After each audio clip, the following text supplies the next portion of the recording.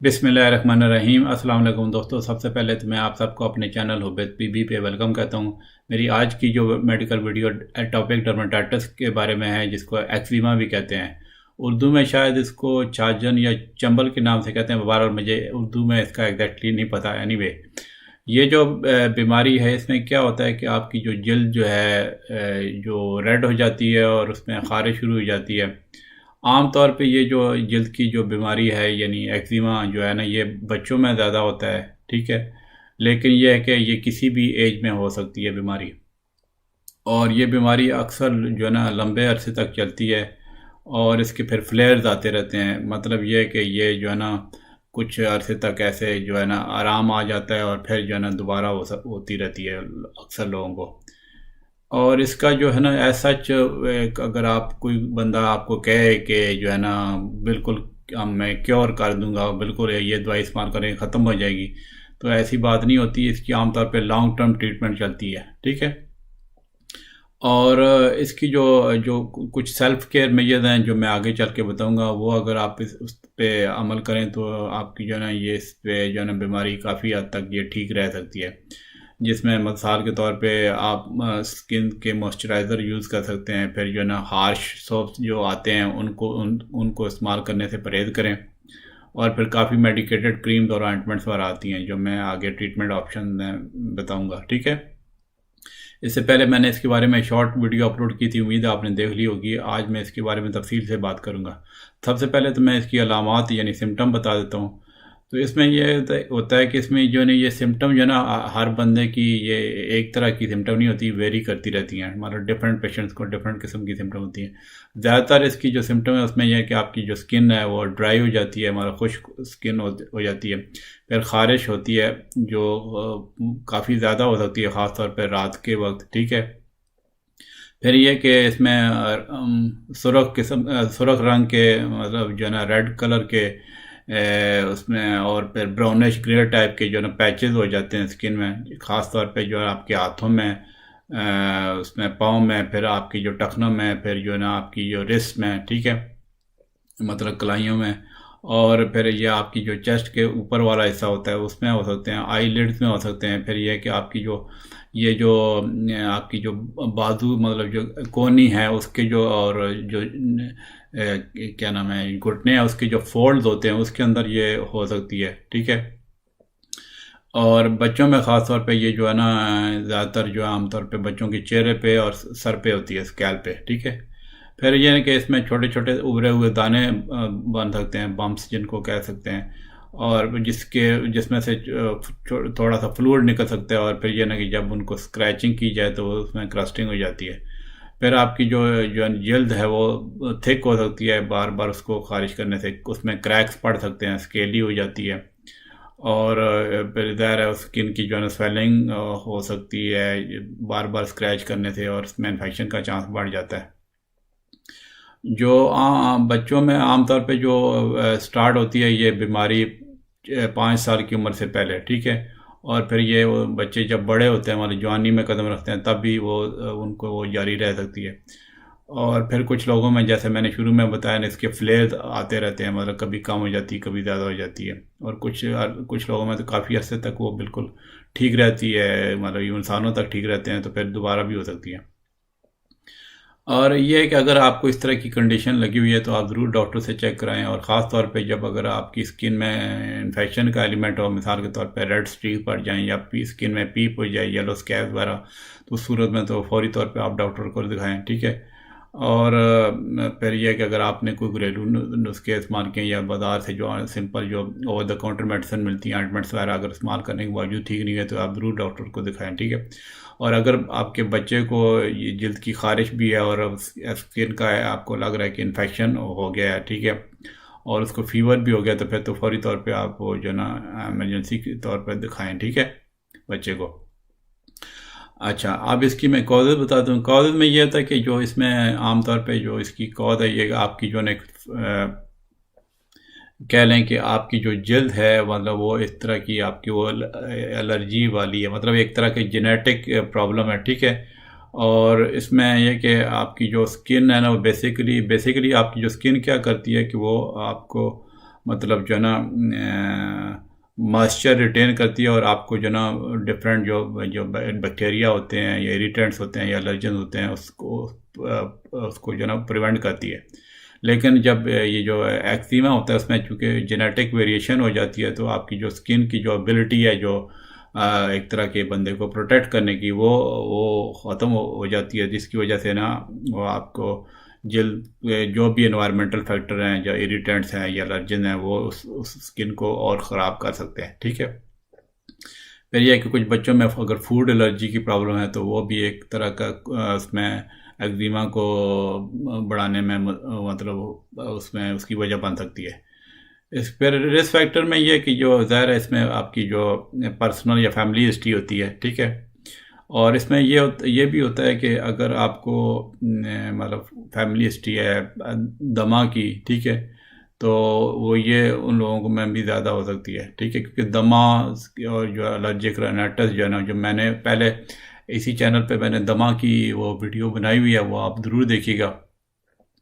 तो ये जो मतलब ये ना कि ये दमा, एलर्जिक राइनाइटिस और ये जो एटोपिक डर्मेटाइटिस ये एक तरह की वो एक ही उस तरह का उनका क्या नाम है कॉज है, क्योंकि आपकी जो ना एक तरह की जो बॉडी है वो एक तरह की एलर्जी वाली है। ठीक है।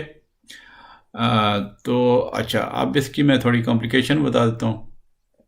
एक कॉम्प्लिकेशन तो ये है कि जो ना उसमें जो एक्जिमा होता है ना कि उसमें जो दमा और जो मैं आपको एलर्जिक राइनाइटिस का मतलब जिसको हे फीवर भी कहते हैं उसको बल्कि हे फीवर से मुझे याद आया कि हे फीवर जो है ना जिसको एलर्जिक राइनाइटिस भी कहते हैं उसके बारे में बड़ी अच्छी वीडियो मौजूद है इसी चैनल पे जो आप देख सकते हैं। ठीक है। तो जो मैं ये बताना चाहता हूँ कि जो एक्जिमा होता है ना कि कुछ पेशेंट्स में जो है ना वो इन कंडीशन से पहले मतलब वो आ जाता है। ठीक है। ख़ास तौर पे जो बच्चे होते हैं उसमें जो ना कि जो तकरीबन 50% से ज़्यादा बच्चे होते हैं जब 13 साल की उम्र में पहुँचते हैं तो उनको जो ना मतलब दमा और जो ना जो है इसका जो इसकी जो एलर्जिक राइनाइटिस होता है उसका चांस बढ़ जाता है। ठीक है। मतलब जो है ना मतलब पहले ये एटोपिक डर्मेटाइटिस स्टार्ट होती है, फिर जब बच्चे बड़े हो जाते हैं 13 साल की उम्र में तो 50% से ज़्यादा बच्चों को ना मतलब एलर्जिक राइनाइटिस और जो है ना वो उसका दमे का भी ख़तरा बढ़ सकता है। फिर यह कि आपकी ज़ाहिर जो स्किन है वो उसमें बार बार जो है ना उसको ख़ारिज करने से उसकी स्किन में की डिफरेंट प्रॉब्लम्स होती हैं, उसमें काफ़ी इचिंग हो सकती है। एक कंडीशन होती है लाइकन सिम्प्लेक्स क्रॉनिकस जो मतलब न्यूरोडर्मेटाइटिस, वो आपकी जो इसमें जल्द में हो सकती है। ठीक है।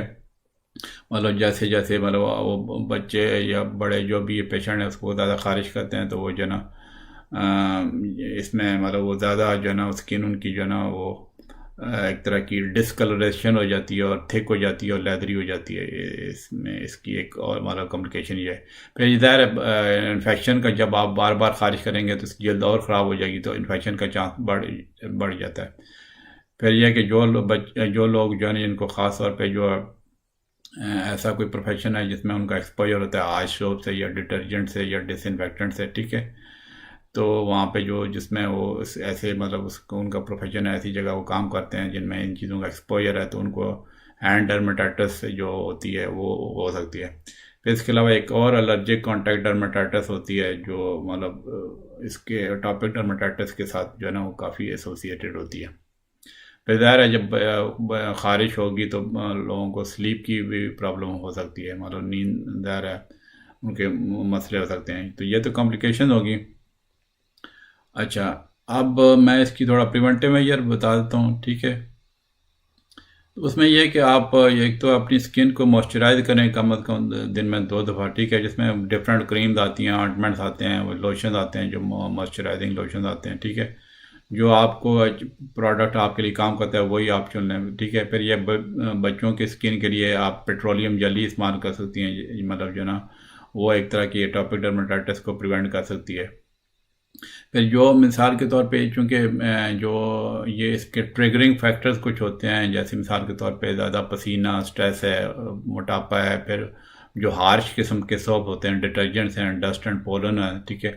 उनसे ये ट्रिगर ज़्यादा हो सकती है, तो फिर उनसे आप एक्सपोजर उनको जो है ना उनसे मतलब जितना बच सकें वो अच्छी बात है।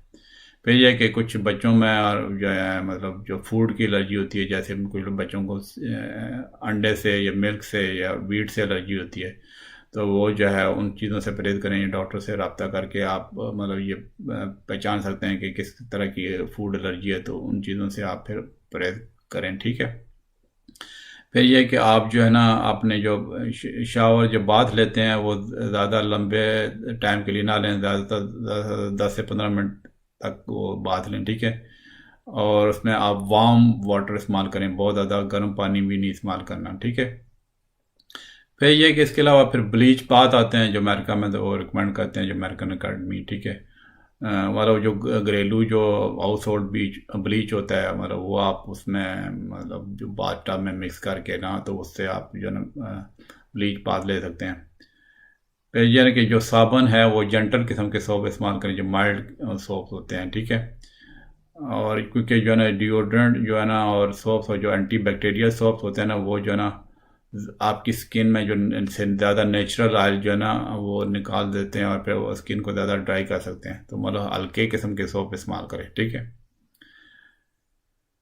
फिर ये कि आप जो है ना अपने आप को जो है ना जब ड्राई करें नहाने के बाद, ठीक है, तो आप जो है ना उसमें सॉफ्ट किस्म का टॉवल इस्तेमाल करें। और फिर जो है ना अब जब जब आप मतलब आपकी जल्द जो है ना वो नामी है, तो तब आप मॉइस्चराइज़र लगा लें, ठीक है। अब इसकी मैं डायग्नोसिस पे आता हूँ। वैसे इसका कोई ख़ास लैब टेस्ट नहीं होता, तो जो मतलब टिपिकल हिस्ट्री और क्लिनिकल फीचर पे जो है ना उसमें हम डायग्नोस कर देते हैं, ठीक है। अब मैं इसकी जो है ना फिर ट्रीटमेंट बताता हूँ। ये ट्रीटमेंट इसकी चूँकि ये परसिस्टेंट बीमारी हो सकती है, तो इसकी काफ़ी लंबी मतलब कई हफ्ते, महीने, बल्कि कई सालों तक चलती रहती है, ठीक है। फिर ये कि जो है कंडीशन को अगर आप अर्ली उसको रिकग्नाइज़ कर लें, तो वो ज़्यादा अच्छा है आपके लिए, जल्दी ट्रीटमेंट अगर आप करवा लें, ठीक है। तो अगर तो आपको जो रेगुलर मॉइस्चराइज़र जो है ना या फिर ओवर द काउंटर जो मेडिसिन मिल जाती हैं, ठीक है, अगर उनसे आराम नहीं आ रहा तो फिर आप ज़रूर डॉक्टर को दिखाएं, ठीक है। इसमें यह कि डिफरेंट ट्रीटमेंट ऑप्शन आती हैं, जैसे जो टॉपिकल एंटी मतलब जो क्या मैं कॉर्टिकोस्टेरॉइड क्रीम आती हैं, जो 1% क्रीम, जो बड़ी हल्का किस्म का जो स्टीरॉइड आता है, वो जो है वो आप अप्लाई कर सकते हैं। लेकिन यह कि उसको ओवर यूज़ नहीं करना, क्योंकि कॉर्टिकोस्टेरॉइड्स की जो टॉपिकल ट्रीटमेंट है उसकी आपकी स्किन को थिन कर सकती हैं, ठीक है। फिर यह कि कुछ और क्रीम आती हैं, उसमें कुछ ड्रग्स होती हैं, जैसे जिनका जो ग्रुप ऑफ ड्रग है कैल्सिन्यूरिन इनहिबिटर्स कहते हैं, जिसमें कुछ वो दवाइयाँ हैं, जैसे ट्रैक्रोलीमस जो प्रोटॉपिक के नाम से आती है, ठीक है। फिर एक एलिडल के नाम से एक और मेडिसिन आती है, तो वो आपको जो इम्यून सिस्टम को अफेक्ट कर सकती हैं। ये आमतौर पे जो ना छोटे बच्चों में यूज़ नहीं होती, थोड़ा बड़े बच्चों में पेशेंट और बड़े मतलब अडल्ट पेशेंट में यूज़ हो सकती हैं, ठीक है। तो ये मॉइस्चराइज़र लगाने के बाद आप उसमें अप्लाई कर सकते हैं, ठीक है। और ये जो है ना ये मेडिसिन जो है ना ये भी इसमें काफ़ी इफ़ेक्टिव रोल प्ले कर सकती हैं। इसके अलावा फिर यानी कि आप अगर एंटी बैक्टीरियल मेडिसिन डॉक्टर आपको प्रिस्क्राइब कर सकते हैं, एंटी जो ऊपर लगाने के लिए, अगर इन्फेक्शन का ख़तरा हो, ठीक है, ख़ास तौर पे अगर ओपन सोर्स या क्रैक्स वगैरह हो, ठीक है। फिर यह कि अगर बहुत ज़्यादा सीवियर ख़ारिश की प्रॉब्लम हो रही है, तो ओरल कॉर्टिकोस्टेरॉइड जैसे प्रेडनिसोलोन ड्रग आती है वो प्रिस्क्राइब कर सकते हैं, लेकिन ये वो शॉर्ट टर्म के लिए हम प्रिस्क्राइब करते हैं, क्योंकि फिर लॉन्ग टर्म आपको पता ही होगा सीरियस साइड इफ़ेक्ट्स हो सकते हैं स्टीरॉयड के। इसके अलावा फिर एक नई जो FDA ने अप्रूव ड्रग की हुई है, जो इंजेक्टेबल मोनोक्लोनल एंटीबॉडी जो है डुपिलिमाब, जो डुपिक्सेंट के नाम से आती है, ठीक है। तो वो जो है ना जो जिनको सीरियस किस्म मतलब सीवियर किस्म की प्रॉब्लम होती है ना, अगर वो पहली ट्रीटमेंट मतलब जो ऑप्शन मैंने बताई हैं उससे नहीं रिस्पॉन्ड करे, तो वो जो है ना इससे जो है ना इससे आराम आ सकता है, इस जो है ना मोनोक्लोनल एंटीबॉडी से, ठीक है। फिर यह कि कुछ और थेरेपीज आती हैं, जैसे आप वेट ड्रेसिंग कर सकते हैं, ठीक है। मतलब सीवियर एटोपिक डर्मेटाइटिस को आप जो है ना एक तरह की आप पूरे उसमें बॉडी को जहाँ जहाँ पे मतलब वो आपका जो उसमें टॉपिकल कॉर्टिकोस्टेरॉइड का लगा के फिर ऊपर वेट बैंडेजेस लगा दें, तो कभी कभी ये वेट बैंडेजेस का जो ये ट्रीटमेंट हॉस्पिटल में भी हम वो कर देते हैं, और फिर या फिर लोग घरों में भी अगर जो सीख लें तो कर सकते हैं। फिर लाइट थेरेपी भी आती है। लाइट थेरेपी जो है ना, मतलब जो है ना artificial ultraviolet light UVA therapy जिसको बोलते हैं, ठीक है। और narrow band ultraviolet B light UV B जो है ना, ये अकेली भी और या मेडिकेशन के साथ जो है ना ये थेरेपी दी जा सकती हैं।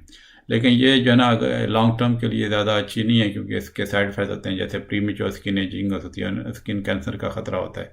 तो ये जो है ना, ये मतलब जो है ना, जो पेशेंट पहले मैंने ट्रीटमेंट बताई उस पर रिस्पॉन्ड नहीं करते तो उनको दी जा सकती हैं, लेकिन ज़्यादा लंबे अरसे तक नहीं देनी चाहिए। और ख़ासतौर पर ये बच्चों में ये चीज़ें जो है ना, लाइट थेरेपी तो अवॉइड ही करते हैं, ठीक है। फिर रिलैक्सेशन और बिहेवियर मेडिकेशन जो है ना, टेक्निक्स वगैरह आती हैं, ठीक है, जो उसमें वो मैं अक्सर अपनी वीडियो में बताता रहता हूँ, ठीक है। मेरी चैनल पर रिलैक्सिंग किस्म की वो जो म्यूज़िक और उसमें वो डिफरेंट जो नेचर की वीडियोस भी हैं, वो भी आप देख सकते हैं, वो काफ़ी माइंड को रिलैक्स करती हैं। बच्चों में फिर जो इनफेक्ट हमारा एक्जिमा होता है, उसमें यह है कि उनके जो स्किन के जो इरिटेंट्स हैं वो आइडेंटिफाई करें कि जिस किन चीज़ों से बच्चों को ज़्यादा प्रॉब्लम होती है। ज़्यादा एक्सट्रीम ऑफ टेम्परेचर अवॉइड करें, ठीक है। फिर यह कि आप बच्चे की स्किन को लुब्रिकेट कर सकती हैं बाथ हेल्थ क्रीम और ऑइंटमेंट से, ठीक है। और अगर तो बच्चे को ज़्यादा प्रॉब्लम हो तो डॉक्टर दिखाएं, तो प्रिस्क्रिप्शन मेडिकेशन जो मैंने पहले बताई हैं वो डॉक्टर आपको लिख के दे सकता है। फिर कुछ लाइफस्टाइल एंड होम रेमेडीज़ मैं बताता हूँ। एक तो मैंने पहले बताया, जैसे आप मॉइस्चराइज कर सकते हैं स्किन को आप ट्वाइस ए डे, ठीक है। उसमें फिर डिफरेंट किस्म के वो बाथ ऑयल आते हैं, क्रीम ऑइंटमेंट द्वारा स्प्रेज आते हैं, ठीक है। और इसके अलावा फिर एंटी इचिंग क्रीम आती हैं जो 1% हाइड्रोकोर्टिजोन, जो आम आपको नॉन मतलब बगैर प्रिस्क्रिप्शन के मिल जाती है। तो वो जो है ना, मतलब यह है कि पहले बेहतर है पहले आप मॉइस्चराइज़र लगा लें, ताकि वो इस मेडिकेशन की जो ना पेनिट्रेशन सही हो जाए। फिर वो अगर ज़ाहिर है फिर ओरल एंटी एलर्जी मेडिसिन आती हैं, जैसे एंटी हिस्टामिन जेरेटेक के नाम से आती हैं, फिर लेगरा के नाम से आती हैं। तो वो काफ़ी आप मतलब जो है ना उसमें काफ़ी ऑप्शन है इस तरह की मेडिसिन की, जो मैंने अक्सर वीडियो में बताई हुई हैं, वो आप इस्तेमाल कर सकते हैं। इसके अलावा फिर आप अपने अफेक्टेड जो एरिया को बैंडेजेस वगैरह से कवर कर सकते हैं, ताकि आप स्क्रैचिंग को प्रिवेंट कर सकते हैं करें। फिर जैसे मैंने पहले बताया कि आप वार्म बाथ लें, ज़्यादा हॉट बाथ नहीं लें। उसमें फिर यह कि जो है ना आप बेकिंग सोडा मतलब उसमें जो आप बाथ वाटर में स्प्रिंकल कर सकते हैं। इसके अलावा फिर एक जो लोशन आते हैं जो ना, वो जो है ना, जैसे अवीनो आता है एक ओट मील जो है ना, वो उसका लोशन आता है, तो वो आप इस्तेमाल कर सकते हैं। आप 10 से 15 मिनट तक आप सोकिंग कर सकते हैं। फिर इसके अलावा फिर और मतलब जो है ना, जैसे मैंने पहले बताया, माइल्ड सोप इस्तेमाल करें, ज़्यादा स्ट्रॉन्ग सोप नहीं इस्तेमाल करें। फिर इसके अलावा जो है ना आपकी जो अगर जहाँ पे रहते हैं तो आपकी जो ज़्यादा अगर अंदर घर में ड्राई इंडोर एयर अगर हो तो वो ज़ाहिर है वो स्किन के लिए अच्छी नहीं है, ठीक है। इसके अलावा फिर पोर्टेबल होम ह्यूमिडिफायर मिलते हैं, ठीक है, वो आप इस्तेमाल करते हैं। फिर जो कपड़े आप पहनते हैं तो आप कोशिश करें स्मूथ टेक्सचर कपड़े पहने, ज़्यादा जो मतलब जो है ज़्यादा सख्त किस्म के जो कपड़े होते हैं जिससे ख़ारिश होने का चांस है, वो इस्तेमाल ना करें, ठीक है। जो हल्के किस्म के कपड़े जो स्मूथ किस्म के वो इस्तेमाल करें, ठीक है। और एक्सट्रीम ऑफ टेम्परेचर से अपने आप को बचाएं, ताकि पसीना वगैरह ज़्यादा ना आए। फिर यह कि स्ट्रेस एंड एंजाइटी को अगर आपको प्रॉब्लम है तो वो भी आप उसकी ट्रीटमेंट करवाएं। मेरे चैनल पे स्ट्रेस एंड एंजाइटी के तो बारे में तो काफ़ी वीडियोज़ मौजूद हैं, वो आप देख सकते हैं। तो इसके अलावा ये है ना कि आप जो है ना अपने आप को ज़्यादा जितना भी ज़्यादा आप इसको मतलब टेंशन वाला चीज़ों से आप परहेज़ करेंगे तो ये आपको प्रॉब्लम मतलब कम होगी। मुझे उम्मीद है आपको ये एटोपिक डर्मेटाइटिस के बारे में वीडियो पसंद आई होगी। अगर इसके बारे में कोई क्वेश्चन है तो ज़रूर कमेंट में पोस्ट कीजिए। इंशाल्लाह मैं जैसे ही टाइम मिलता है मैं कोशिश करता हूँ मैं हर कमेंट के फौरी तौर पर रिप्लाई कर सकूँ, ठीक है। तो चलें मिलते हैं इंशाल्लाह अगली वीडियो में। ओके जी, अल्लाह हाफ़िज़।